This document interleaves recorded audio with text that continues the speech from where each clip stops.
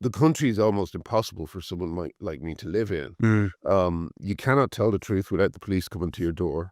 I actually have to come back at the start of next month to go on trial in an absurd case that you'll see just how stupid it is when it happens. And I just feel the place is not a friendly or welcoming, or it's not the place I came to in the 90s. It's not.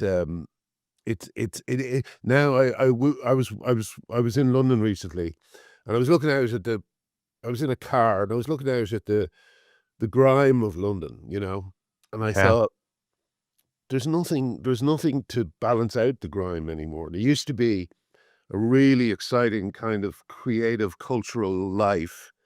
And now the cultural life is canceling authors and turning your back on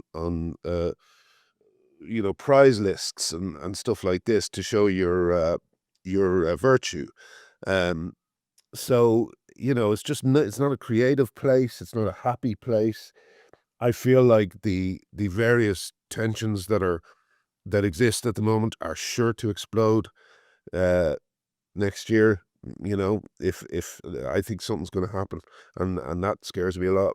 So yeah, it is. I feel like a new man over here, and yeah, it's just making me breathe a lot deeper. I was thinking actually, and what you've just said kind of confirms it, that your life and career in some ways are like a measure of what's happened to this great cultural city that I'm currently sitting in, which is London. Because you come here in the 90s, the funny Irishman, you bring your humor and your sitcoms, which, as everyone knows, were wildly successful, most of all Father Ted, but also Black Books, IT Crowd, loads of other things that millions upon millions of people watched and enjoyed. And then bit by bit, I don't know how slow a process it was. Obviously, we've talked about it before, you've written about it at length, but bit by bit, doors were closed in your face, opportunities were shut off. The Father Ted musical was just put in the bin, as far as I can tell.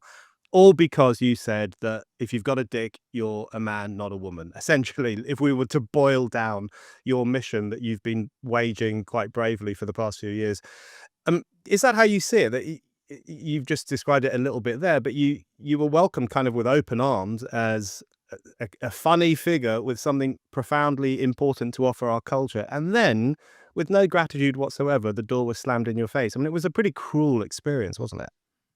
Yeah, absolutely. And it was cruel not just from the trans activist side, but from the actual side I was on. There was never Yeah. any solidarity, never any kind of empathy for what I was going through. Just kind of resentment at me being involved at all.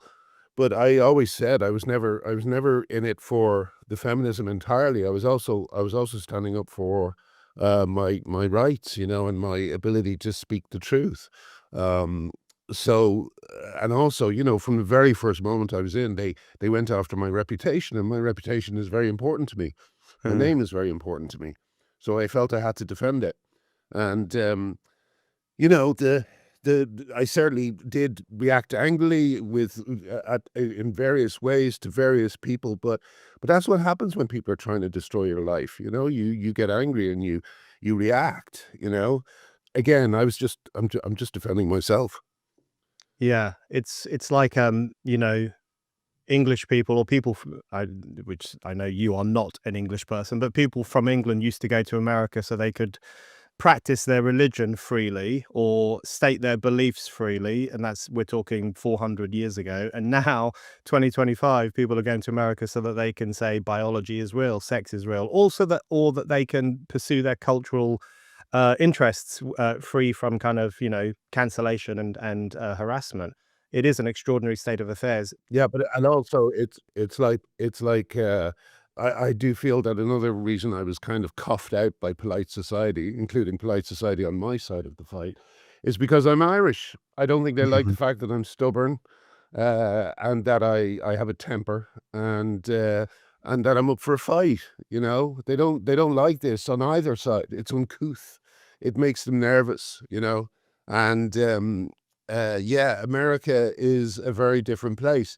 I guess each state is going to be different, but Arizona certainly You know, there's nothing but support, Yeah. and everybody just kind of, I mean, people don't know about it, but not in the way they don't know about it in the UK. In the UK, they don't know about it because it's deliberately been kept from them by the BBC and the Guardian and every liberal outlet. It's only telling them good news. It never tells them bad news about the trans issue. But over here, it's different. Everybody knows about it, and everybody's just on side. It's not a feeling of, it's just a feeling of what the hell, how could that have happened to you? That's insane, Yeah. and, at last, I'm with people who think it's insane, Yeah. you Yeah. know? That must Everyone else be. thinks it's just natural that Yeah. that I got treated the way I did, That must be a good feeling. But anyway, just for the record, some of us are very happy with the kind of Mick qualities that you brought to this debate over the Ah, God past few bless you. years. Yeah. We needed a bit of that.